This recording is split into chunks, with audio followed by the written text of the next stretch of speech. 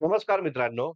मित्रांनो, दिवाळीला सुरुवात होण्याच्या पहिल्याच दिवशी एम-पी-एस-सीनं 2026 रोजी होणाऱ्या स्पर्धा परीक्षांचं वेळापत्रक जाहीर केलेलं आहे. लक्षात घ्या, हे वेळापत्रक समोर असल्याशिवाय विद्यार्थी अभ्यास पण करत नाही आणि त्या विद्यार्थ्यांना त्यांच्या अभ्यासाचं नियोजन देखील या ठिकाणी करता येत नसतं. आणि म्हणून मग 2025 वर्ष संपण्याच्या 2 महिने आधीच आयोगानं हे 26 वेळापत्रक जाहीर केल्याबद्दल आपण सर्वांनी त्या ठिकाणी आयोगाचं जेवढं मानावं तेवढे आभार या ठिकाणी कमीच आहे. आता लक्षात घ्या, आयोगाने आपली जबाबदारी या ठिकाणी पार पडलेली आहे. त्यांनी आपल्याला कोणत्या दिवशी कोणती परीक्षा होणार आहे त्याचं पूर्णतः वेळापत्रक एक सुनियोजित पद्धतीने या ठिकाणी दिलेलं आहे. आता जबाबदारी ही आपली आहे. आपण त्या स्पर्धा परीक्षेची तयारी करत असताना कशा पद्धतीनं प्लॅनिंग या ठिकाणी करायला हवी आणि कशा पद्धतीनं आपल्या अभ्यासाचं आणि एकूणच वेळेचं नियोजन या ठिकाणी करायला हवं. या सर्वच गोष्टी आपल्याला आता इथे या ठिकाणी तयार करता येणं शक्य आहे. तर मित्रांनो, आता आपण कोणत्या दिवशी कोणती परीक्षा आयोगाने निश्चित केलेली आहे त्याबद्दलची डिटेलपणे माहिती पाहूया आणि त्या परीक्षेची तयारी करत असताना आपण जो आपल्याकडे कालावधी शिल्लक आहे तर त्याच्यावर देखील आपण जरूर इथे या ठिकाणी चर्चा करूया आणि त्या स्पर्धा परीक्षेचं नियोजन आणि त्याचबद्दल आणि त्याचबरोबर त्याचा अभ्यास काय पद्धतीने करायला हवा यावर पण आपण इथं चर्चा करूया. तर मित्रांनो, सुरू करूया आजचं महत्वाचं सेशन. आता लक्षात घ्या, आयोगानं पहिल्याच रकान्यामध्ये राज्यसेवा मुख्य परीक्षा 2025 ची तारीख इथे या ठिकाणी दिलेली. आपल्या सर्वांनाच माहिती आहे, की राज्यसेवा पूर्व परीक्षा 2025 जी आहे, ही 28 सप्टेंबरला होणार होती. मात्र नैसर्गिक आपत्ती आल्यामुळं इथे या ठिकाणी ती परीक्षा 40-43 दिवसांनी पुढे गेली आणि आता ही परीक्षा जी आहे, ही 9 नोव्हेंबर 2025 ला या ठिकाणी होत आहे. तर लक्षात घ्या, ही परीक्षा झाल्यानंतर त्याची मुख्य परीक्षा कधी आहे याची तारीख डिक्लेअर झाली नव्हती अद्यापपर्यंत. बरेचसे लोक, बरेचसे क्लासवाले या ठिकाणी असा अंदाज देत होते, की या ठिकाणी या परीक्षांमध्ये 6 महिन्याचा तरी किमान या ठिकाणी अंतर असेल. मात्र त्या सर्व शक्यता आयोगाने त्या ठिकाणी मोडकळीस आणल्या आणि आता ही 9 नोव्हेंबरची परीक्षा झाल्यानंतर त्याची मुख्य परीक्षा जी आहे, तर ती लक्षात घ्या 29 मार्च 2026 ला इथे या ठिकाणी असणार आहे. म्हणजे 29 29 मार्च पासून साधारणतः इथं जर आपण पाहिलं तर या ठिकाणी 26 एप्रिल पर्यंत लक्षात घ्या. तर 29 मार्च पासून 26 एप्रिल 2026 पर्यंत या पद्धतीची राज्यसेवेची मुख्य परीक्षा ही या ठिकाणी इथं असणार आहे, हे लक्षात घ्या. म्हणजे आता बघा, यामध्ये जर आपण पाहिलं म्हणजे नोव्हेंबरचा महिना आणि त्याचबरोबर मार्चचा महिना आहे पुढच्या वर्षीचा. तो जर आपण पाहिला तर साधारणतः आपल्याकडे केवळ 4 महिने इथे या ठिकाणी आहे. तर डिसेंबर, जानेवारी, फेब्रुवारी आणि मार्च 4च महिने आपल्याला आयोगाने दिलेले आहेत. आता या 4 महिन्यांमध्ये आपल्याला राज्यसेवेच्या मेन्सची तयारी इथे या ठिकाणी करायची आहे. तर सर्वच विद्यार्थ्यांनी काय केलं पाहिजे? तर पूर्व परीक्षा जी आहे, ज्या पूर्व परीक्षेला केवळ 2 आठवडेच आता शिल्लक आहे. तर त्याच पूर्व परीक्षेकडे सध्या तरी तुम्ही या ठिकाणी लक्ष द्या. ज्यांनी फॉर्म भरलेला आहे, त्या विद्यार्थ्यांनी आता फक्त पूर्व परीक्षेकडे त्या ठिकाणी इथं लक्ष द्या आणि त्यानंतर म्हणजे 9 नोव्हेंबरची परीक्षा झाल्यानंतर एकही क्षण वाया न घालवता म्हणजे ज्या दिवशी पेपर तुम्ही दिला, त्या दिवसापासून तुम्ही या ठिकाणी 29 मार्चच्या मुख्य परीक्षेला इथे या ठिकाणी तयारीला सामोरं गेलं पाहिजे. म्हणजे आन्सर कीची वाट पण बघत बसू नका. त्या दिवसापासून तुम्ही या ठिकाणी इथं मेन्सच्या तयारीला इथे या ठिकाणी लागा, हे लक्षात घ्या. जरी दुर्दैवानं तुमची प्रिलिम्स नाही निघाली, तरी लगेच तुम्हाला 31 मेला होणारी राज्यसेवा 2026 ची पूर्व परीक्षा आणि त्यानंतर ऑक्टोबरमध्ये होणारी या ठिकाणी मुख्य परीक्षेला सामोरं जाता येऊ शकतं आणि म्हणून मग माझं तुम्हाला प्रत्येक विद्यार्थ्याला हे सांगणं आहे, जे कोण राज्यसेवेची तयारी करतात त्यांना हे सांगणं आहे, की यामध्ये 4 महिन्याचाच कालावधी दिलाय आणि या 4 महिन्यांच्या कालावधीमध्ये तुम्हाला या ठिकाणी ऑप्शनल पेपर इथे त्याचबरोबर या ठिकाणी जी-एस 1, 2, 3, 4 आणि याचबरोबर एसे रायटिंग आणि इंग्रजी आणि मराठी या सर्वच घटकांची तयारी करायची आहे. त्यामुळे वेळ तसा पाहिला तर तुमच्याकडे खूप कमी आहे लक्षात घ्या आणि म्हणून मग 9 नोव्हेंबरचा पेपर झाल्या-झाल्या लगेचच मेन्सच्या दृष्टिकोनातून तुम्ही या ठिकाणी अभ्यासाला सुरुवात करणं खूप जास्त गरजेचं आहे. हे इथे या ठिकाणी लक्षात असू द्या. ठीक आहे. आता त्यानंतर आपण पाहूया पुढे काय आहे आहे बघा. आता बघा महाराष्ट्र वन सेवा मुख्य परीक्षा जी आहे. महाराष्ट्र वनसेवा मुख्य परीक्षा. आता साहजिकच आपल्याला माहिती आहे, की अ, ही जी 9 नोव्हेंबरला जी परीक्षा आहे, ती संयुक्त पद्धतीने या ठिकाणी आहे. म्हणजे राज्यसेवेची पण आहे आणि वनसेवेची पण आहे. ठीक आहे ना?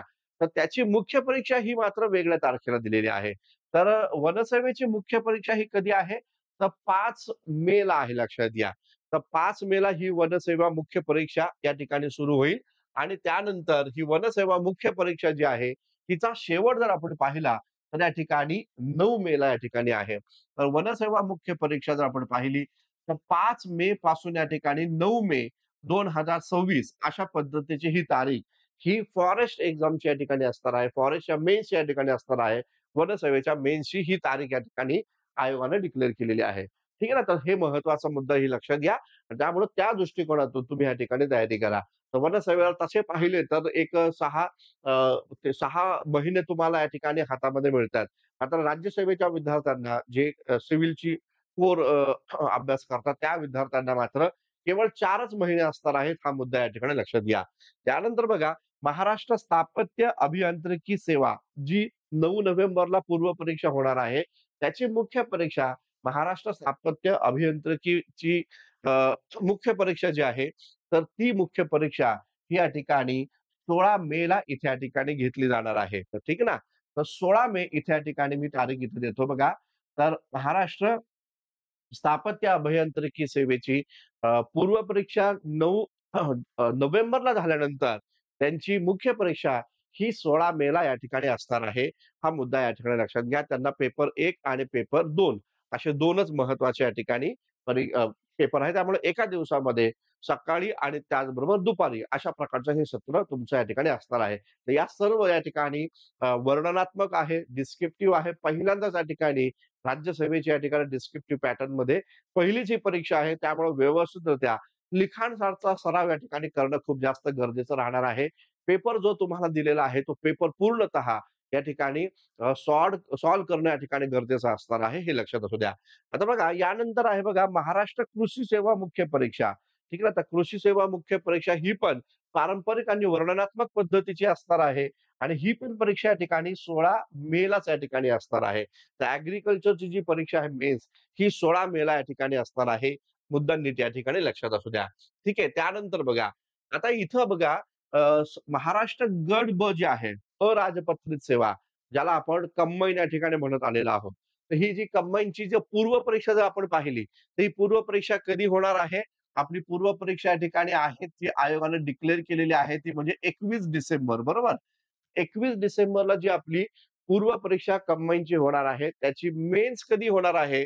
आयोगाने इथं डिक्लेअर केलेलं आहे 17 मेला इथे या ठिकाणी मुख्य परीक्षा होणार आहे, हे लक्षात घ्या.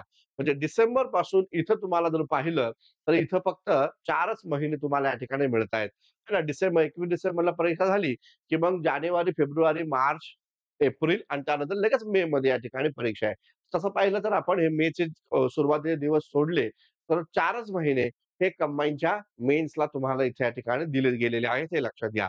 तर 17 मे जो आहे, तर या 17 मेला ठीक आहे, इथे लिहितो मी मोठ्या अक्षरानं म्हणजे सर्वांना दिसून येईल. तर 17 मेला या ठिकाणी कंबाईनची मेन्स इथं आयोगानं सांगितलेलं आहे, हे लक्षात घ्या. निकालाचा अंदाजित महिना मी काय इथं वाचून दाखवत नाही. जनरली मेन्स परीक्षा कधी आहे ते मी तुम्हाला दाखवतो.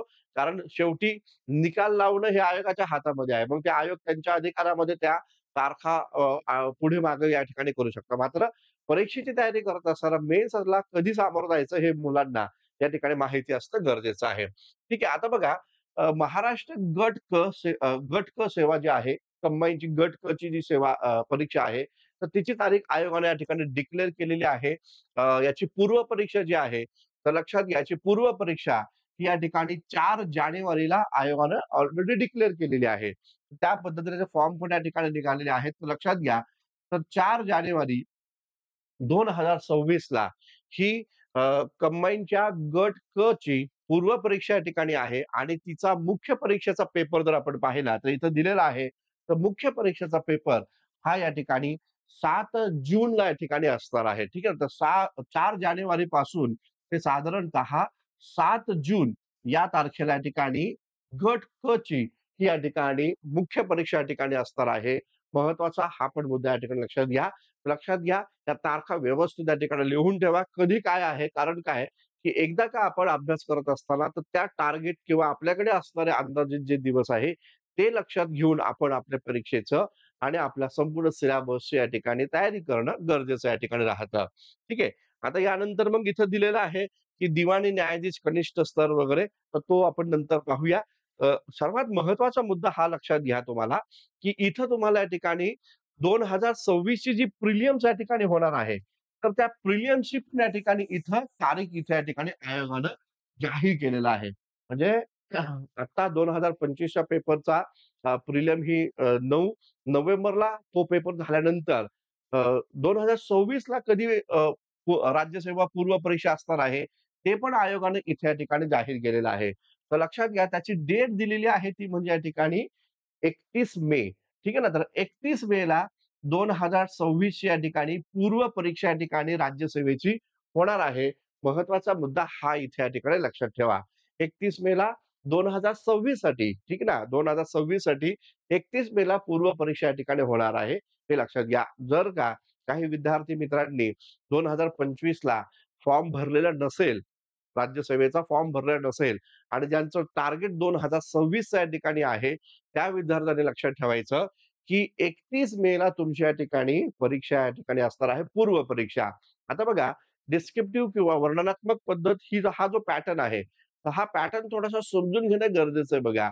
जनरली काय होतं बघा, विद्यार्थी काय करतो, की पूर्व परीक्षा आधी पास करतो आणि पूर्व परीक्षा पास केल्यानंतर मग मुख्य परीक्षेचा अभ्यासाला सुरुवात करतो. तर लक्षात घ्या डिस्क्रिप्टिव्ह पॅटर्नमध्ये हे तसं करून या ठिकाणी चालणार नाहीये. तर मला हे तुम्हाला सांगायचंय, की या 31 मेला पूर्व परीक्षा होणार आहे राज्यसेवेची. त्या 31 मेच्या आधीच तुमचा मुख्य परीक्षेचा किमान मुख्य परीक्षा जी आहे, तर त्या मुख्य परीक्षेचा किमान तुम्हाला या ठिकाणी 50% to 60% या ठिकाणी सिलेबस कव्हर करणं गरजेचं राहतं लक्षात घ्या. तर ज्या विद्यार्थ्यांनी या 31 मेच्या आधीच पूर्व परीक्षेला सामोरं जाण्याच्या आधीच जवळपास मुख्य परीक्षेचा 60% सिलेबस किमान 60% सिलेबस या ठिकाणी कंप्लीट केला. असेच विद्यार्थी पुढे जाऊन या ठिकाणी मेन्सला या ठिकाणी तग धरू शकतात. हे लक्षात या ठिकाणी घ्या. कारण बघा, की मेन्समध्ये आणि पूर्वमध्ये जर आपण पाहिलं तर किती दिवसाचं अंतर आहे? केवळ 100 दिवसाचं अंतर या ठिकाणी असते. म्हणजे जास्तीत जास्त 4 महिने आपण पकडूया. तर 4 महिन्यांमध्ये तुमचा ऑप्शनल पेपर, तुमचे जी-एस 1, 2, 3, 4 एसे रायटिंग, इंग्लिश आणि त्याचबरोबर या ठिकाणी अ, मराठी हे पेपर हे एवढा सगळा सिलेबस या ठिकाणी 4 महिन्यामध्ये कव्हर होत नाहीये. आणि म्हणून माझं तुम्हाला वारंवार या ठिकाणी सांगणं आहे, की जे कोण विद्यार्थी राज्यसेवेची तयारी करत आहेत, त्या विद्यार्थ्यांनी प्रिलियमला सामोरं जाण्याच्या आधी मेन्सचा अभ्यास इथे या ठिकाणी करणं खूप जास्त गरजेचं आहे. जो तुमचा ऑप्शनल पेपर तुम्हाला घ्यायचा आहे पुढे जाऊन, लक्षात घ्या, जो तुम्हाला या ठिकाणी ऑप्शनल पेपर या ठिकाणी निवडायचा आहे, आत्ताच या ठिकाणी निवडून ठेवा आणि आता लगेचच तुम्ही या ठिकाणी जर 2025 चा फॉर्म भरला नसेल, 2025 च्या राज्यसेवेचा फॉर्म भरला नसेल आणि 2026 ला जे कोणी विद्यार्थी टार्गेट ठेवून काम करणार असतील, त्यांनी आत्तापासून लगेचच ऑप्शनलच्या तयारीला या ठिकाणी लागणं खूप जास्त गरजेचं आहे, हे लक्षात घ्या.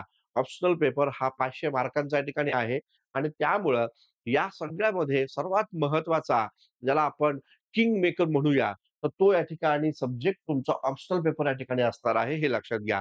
त्यामुळं ऑप्शनल पेपरची लगेच तुम्ही या ठिकाणी तयारी करणं गरजेचं या ठिकाणी राहणार आहे, हे लक्षात घ्या. आता हे चक्र असं फिरत राहणार आहे आणि त्यामुळं जे पण कोण विद्यार्थी 26 असो, 27 असो, 28 असो, त्यांना राज्यसेवेच्या माध्यमातून क्लास 1 ची पोस्ट मिळवायची आहे.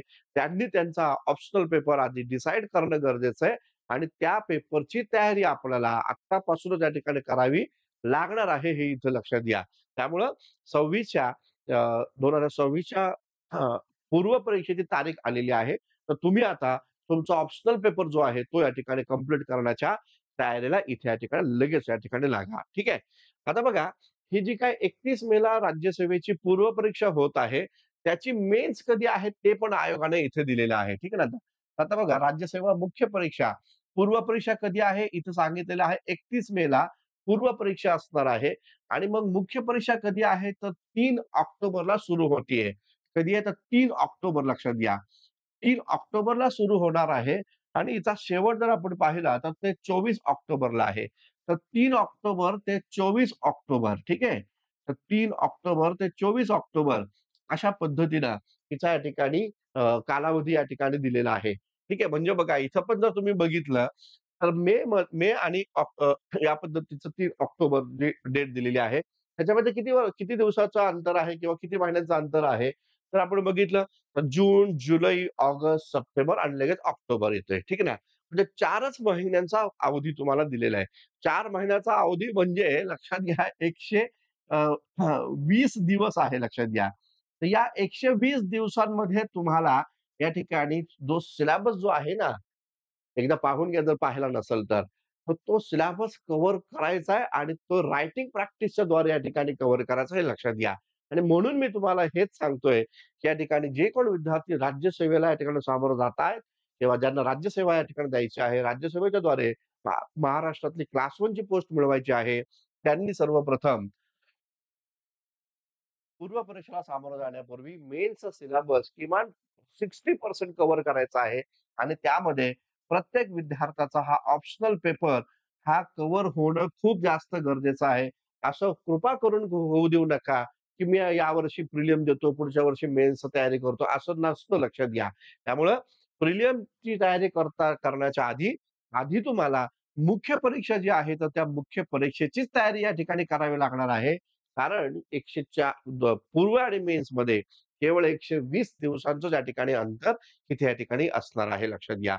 मग या 120 दिवसांमध्ये जर आपला सिलेबस चांगला झाला असेल, सिलेबस मेन्सचा कव्हर झाला असेल, सगळं आपण वाचलं असेल, सगळं तुमच्याकडे मटेरियल जमा झालेलं असेल, तर मग तुम्हाला या 120 दिवसांमध्ये फक्त रायटिंग प्रॅक्टिस या ठिकाणी करायची आहे. आणि लक्षात घ्या, मेन्सला सामोरं जात असताना लिखाण सराव खूप इम्पोर्टंट आहे. असं कृपा करून करू नका, की चला सगळं वाचलं आणि पेपरला गेलो, डायरेक्ट लिहायला बसलो. तसं होत नाही बरं का. तर लिखाणाचा सराव आधी करावा लागणार आहे. एक्सपर्ट कडनं तुमचे क्वेशन आन्सर जे आहे ते चेक करून घ्यावं लागणार आहे. ठीक आहे ना. जे पण तुमच्या जवळ जे पण गुरुजी त्या विषयाचे आहे, त्यांच्याकडनं तुम्हाला ते आन्सर या ठिकाणी चेक करून घ्यावंच लागणार आहे लक्षात घ्या.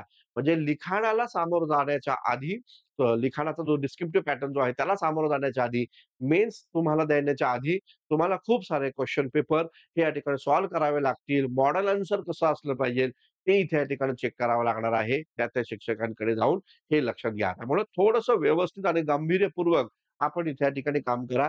कारण लक्षात घ्या, यूपीएससीचे जे काही महाराष्ट्रातले विद्यार्थी जे यूपीएससीची तयारी करतायत, त्यांच्यासाठी तर हे काही कठीण नाहीये. ते त्यांच्या अंगवळणी आलेलं आहे. मात्र नव्यानं जे काही डिस्क्रिप्टिव्हला आता सामोरं जात आहे राज्यसेवेचे जे काही विद्यार्थी, तर त्या विद्यार्थ्यांना थोडंसं हे कठीण जाणार आहे. फक्त त्यासाठी तुमचं एकतर सॉरी तुमचं जे काही स्टडी मटेरियल जे आहे, ते स्टडी मटेरियल हे रेडी असलं पाहिजे आणि त्या स्टडी मटेरियलच्या सोबत तुमची रायटिंग प्रॅक्टिस देखील ही तुफान पद्धतीनं असली पाहिजे हे लक्षात घ्या. ठीक आहे. आणि कृपा करून लक्षात घ्या, हतबल होऊ नका, निराश होऊ नका. ही एक प्रकारची संधी आहे बघा. आता एक गोष्ट सांगतो बघा तुम्हाला, की परीक्षा जेवढी कठीण असती, नीट समजून घ्या. परीक्षा जेवढी कठीण असती, त्याचा रिझल्ट तेवढा सोपा असतो. ठीक आहे ना. परीक्षा जेवढी या ठिकाणी कठीण असती, त्याचा रिझल्ट तेवढा सोपा या ठिकाणी असतो आणि परीक्षा जेवढी सोपी असती, त्याचा रिझल्ट तेवढा कठीण असतो लक्षात घ्या. कारण सोपं-सोपं जे आहे तिथं खूप सारा क्राउड असतो आणि जो कठीण आहे, त्या भागाकडे क्राउड कमी असतो लक्षात घ्या. आणि मग जिथं क्राउड कमी आहे, परीक्षा जरी कठीण असली, थोडासा परिश्रम व्यवस्थित केलं, तर रिझल्ट देण्याची शक्यता तिथं जास्त आहे. आणि म्हणून मग त्या ठिकाणी लक्षात घ्या, असं जर कोण मनामध्ये बाळगत असेल, की आधी आपण सरळ सेवेची परीक्षा देऊ आणि मग क्लास 1 ची परीक्षा देऊ. तसं होत नाही लक्षात घ्या. दुर्मिळ खूप दुर्मिळ अशी उदाहरणं आहे, की जो तलाठी पण झालाय आणि तलाठीवरनं आय-एस पण झालाय. तलाठी झालेला व्यक्ती हा तलाठीच राहतो शेवटपर्यंत. हा मुद्दा या ठिकाणी लक्षात घ्या.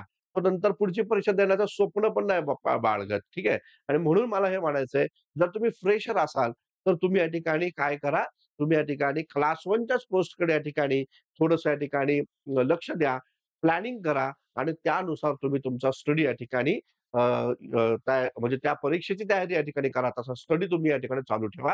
हे मला तुम्हाला सांगणं आहे. ठीक आहे. तर हा खूप महत्त्वाचा मुद्दा लक्षात घ्या. 31 मेला 2026 ची राज्यसेवा पूर्व परीक्षा आणि त्याची मेन्स जी आहे, ही ऑक्टोबर महिन्यामध्ये ही या ठिकाणी असणार आहे. यानंतर बघा महाराष्ट्र अभियांत्रिकी मुख्य परीक्षेचं यांची मुख्य परीक्षा ही कधी आहे तर ही 15 नोव्हेंबरला इथे या ठिकाणी दिलेली आहे. याचबरोबर महाराष्ट्र विद्युत अभियांत्रिकी जी आहे त्याची या ठिकाणी मुख्य परीक्षा ही पण या ठिकाणी 15 नोव्हेंबरला या ठिकाणी आहे आणि महाराष्ट्र स्थापत्य अभियांत्रिकी ही पण या ठिकाणी 15 नोव्हेंबरलाच या ठिकाणी दिसणार आहे. तर या पद्धतीचं आयोगाचं हे वेळापत्रक इथं आपल्याला पाहायला भेटतं. ठीक आहे. येस. पुढे आता आपण जाऊया. पुढे आणखीन कोणत्या परीक्षा आहे त्या आपण इथं पाहूया. आता बघा इथं महाराष्ट्र कृषी सेवेची मुख्य परीक्षा जी आहे, महाराष्ट्र कृषी सेवा मुख्य परीक्षा त्याची ही डेट या ठिकाणी 15 नोव्हेंबर या ठिकाणी आहे. तर ठीक आहे म्हणजे राज्यसेवा 2026 ची पूर्व परीक्षा 31 मेला ही संयुक्तिक राहील. ती सर्वांची एकत्रच असेल आणि मेन्सच्या तारखा वेगळ्या आहेत. राज्यसेवेची मेन्स आपण पाहिली 3 ऑक्टोबरला या ठिकाणी सुरू होईल, 24 ऑक्टोबरला संपेल आणि मग बाकी कृषी असेल, स्थापत्य अभियांत्रिकी या ठिकाणी असेल, तर त्यांच्या 15 नोव्हेंबरला इथे या ठिकाणी मेन्स असणार आहेत. ऑक्टोबर आणि नोव्हेंबर फक्त एवढाच फरक या ठिकाणी आहे. पुढे अ, अ, अन्न व औषध प्रशासकीय सेवा यांची मेन्स जर आपण पाहिली तर ती 21 नोव्हेंबरला या ठिकाणी असणार आहे. निरीक्षक वैद्यमापनशास्त्र मुख्यची ही 21 नोव्हेंबरला या ठिकाणी ही पण परीक्षा या ठिकाणी असणार आहे आणि महाराष्ट्र वनसेवा मुख्य परीक्षा जी आहे, तर ती मुख्य परीक्षा ही या ठिकाणी 26 डिसेंबरला या ठिकाणी असणार आहे. तर या पद्धतीची आहे. 26 डिसेंबरला ती सुरू होईल आणि त्याचबरोबर या ठिकाणी 30 डिसेंबरला ती या ठिकाणी संपणार आहे. तर महाराष्ट्र वनसेवा मुख्य परीक्षा, पूर्व परीक्षा कधी असणार आहे याची? तर याची पूर्व परीक्षा 31 मेला असणार आहे आणि मेन्स कधी असणार आहे? तर वनसेवेची लक्षात घ्या.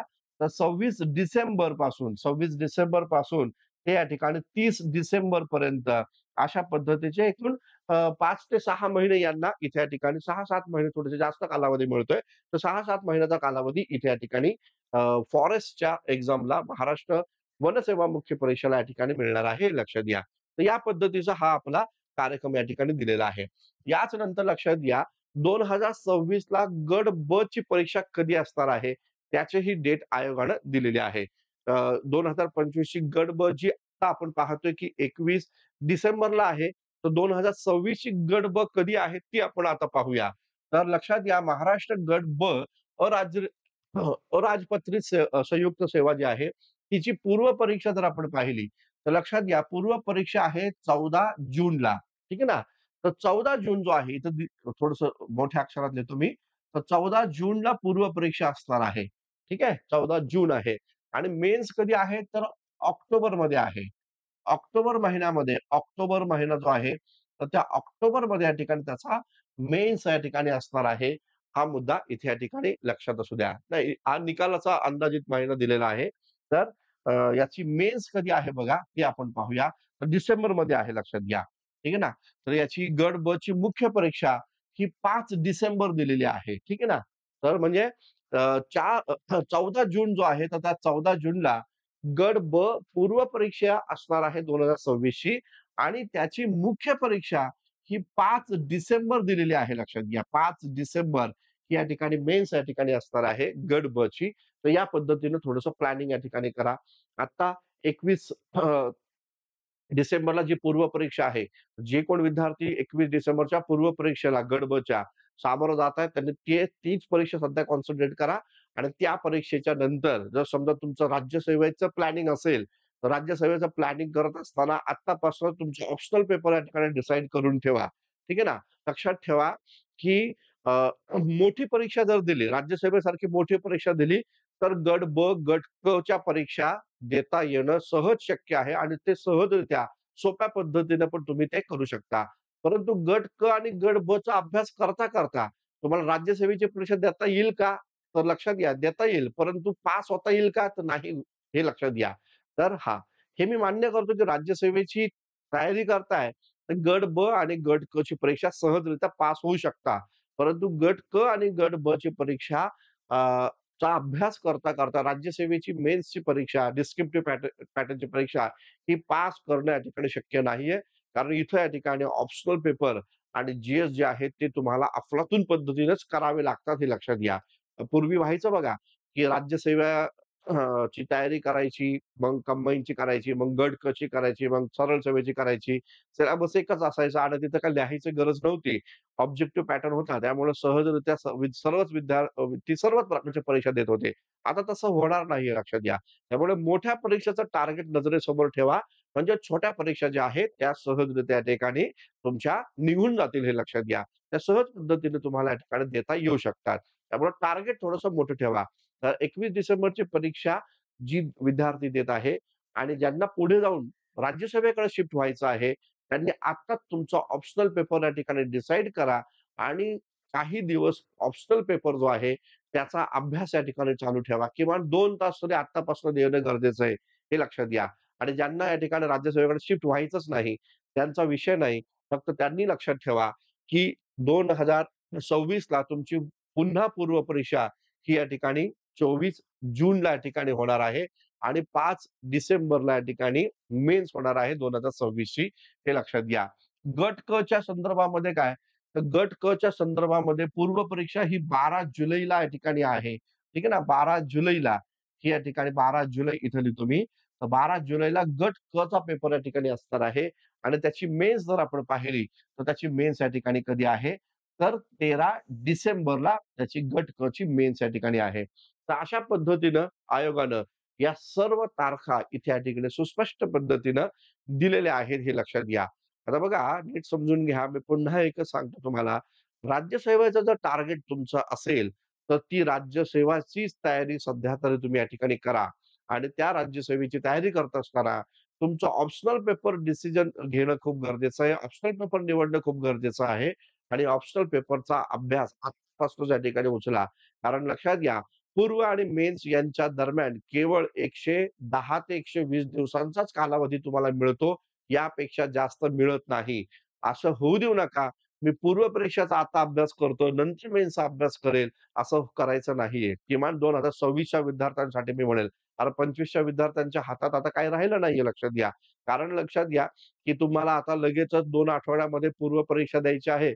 9 नोव्हेंबरला आणि त्याच्यानंतर लगेचच 29 मार्चला तुमचा पेपर आहे. लक्षात घ्या इंग्रजी आणि आपल्या मराठी लँग्वेज पेपर जो आहे ना, तर तो लगेच तुमच्या या ठिकाणी पेपर असणार आहे 29 मार्चला आणि त्यामुळं तुमच्या हातामध्ये खूपच कमी दिवस या ठिकाणी राहिलेले आहेत. तर लक्षात घ्या. तर जास्त आता तुम्ही इतरत्र वेळ वाया न घालवता सध्या तरी 2025च्या विद्यार्थ्यांनी पूर्वपरीक्षा द्या आणि त्याच्यानंतर एक क्षण पण वाया न घालवता ऑप्शनल आणि जे काही तुमची जी-एस 1, 2, 3, 4 आहे, त्या दृष्टिकोनातून तुम्ही या ठिकाणी तयारी करा आणि जे 2026 ला राज्यसेवेची तयारी करतायत, त्यांच्याकडे अजूनही वेळ आहे लक्षात घ्या. त्यांनी तुमचा ऑप्शनल पेपर डिसिजन घ्या. कोणता निवडायचा त्याचा निर्णय या ठिकाणी घ्या आणि त्यानुसार लगेचच ऑप्शनल पेपरला इथे या ठिकाणी सुरुवात करा. लक्षात घ्या, डिस्क्रिप्टिव्ह पॅटर्न वाटतो तितका सोपा नाहीये, असं कृपा करून या ठिकाणी करू नका, की मी काय पेपरला गेल्यावर पटपट लिहील तसं होत नाही. प्रश्न बघितल्यानंतर डोक्याला मुंग्या येतात लक्षात घ्या आणि काय लिहायचं हे कळत नसतं. ठीक आहे ना? आणि म्हणून मग त्याचा लिखाणाचा सराव पण या ठिकाणी करावा लागतो. तर मित्रांनो या पद्धतीनं आयोगानं या ठिकाणी 2026 चं जे काही अंदाजित वेळापत्रक जाहीर केलेलं आहे, त्यानुसार आता इथून पुढचे अभ्यासाची रणनीती या ठिकाणी आखा. इतिहास हा विषय ज्या कोणी विद्यार्थ्यांना कठीण जात असेल आणि त्यांना माझ्याकडनं मार्गदर्शन हवं असेल, तर मी सदैव या ठिकाणी उपलब्ध आहे. तुम्ही कधीही मला कॉल करू शकता. परिवर्तन कॉम्पिटिटिव्ह फोरममध्ये आपले ऑफलाईन लेक्चर्स या ठिकाणी असतात. तिथं तुम्ही या ठिकाणी मला भेटू शकता किंवा हिस्ट्री बाय संतोष चव्हाण या नावाचं आपलं ॲप्लिकेशन आहे. त्या ॲप्लिकेशनला तुम्ही व्हिजिट द्या आणि तिथं आपल्या खूप साऱ्या बॅचेस हिस्ट्री ऑप्शनलच्या आहेत, हिस्ट्री जी-एसच्या बॅचेस आहेत, राज्यसेवा पूर्व परीक्षेच्या बॅचेस आहेत. त्याचबरोबर कंबाईनच्या पूर्व आणि मेन्सच्या बॅचेस आहेत, पी-वाय-क्यूच्या बॅच आहेत, समाज सुधारकांच्या बॅच आहेत. तर त्या पण तुम्हाला हव्या असेल तर त्या लगेच या ठिकाणी जॉइन करून घ्या. तर हिस्ट्री बाय संतोष चव्हाण या ॲप्लिकेशनची लिंक मी तुम्हाला डिस्क्रिप्शन बॉक्समध्ये पण या ठिकाणी देतो. तिथून पण तुम्ही किंवा प्ले स्टोअरवरनं पण तुम्ही हे ॲप्लिकेशन जरूर या ठिकाणी डाउनलोड करा. लक्षात घ्या, आता आपण इथून पासनं या ठिकाणी YouTubeवरचं जे सेशन आहे ते सातत्याने कंटिन्यू या ठिकाणी ठेवणार आहे. यामध्ये विद्यार्थ्यांना इतिहासाच्या संदर्भात ऑप्शनल किंवा जी-एस या संदर्भात रायटिंग प्रॅक्टिस ही या ठिकाणी त्याचं एक सत्र आपण या ठिकाणी कंटिन्यू 9 नोव्हेंबर पासून या ठिकाणी सुरू करणार आहे. ते सर्वांसाठी मोफत या ठिकाणी असणार आहे. तर बेस्ट ऑफ लक तुम्हाला 2025च्या राज्यसेवा पूर्व परीक्षेसाठी कंबाईनच्या पूर्व परीक्षेसाठी आणि 2026च्या या परीक्षांच्या अभ्यासासाठी तुम्हा सर्वच विद्यार्थ्यांना या ठिकाणी खूप खूप शुभेच्छा. धन्यवाद. Thank you. Thank you very much.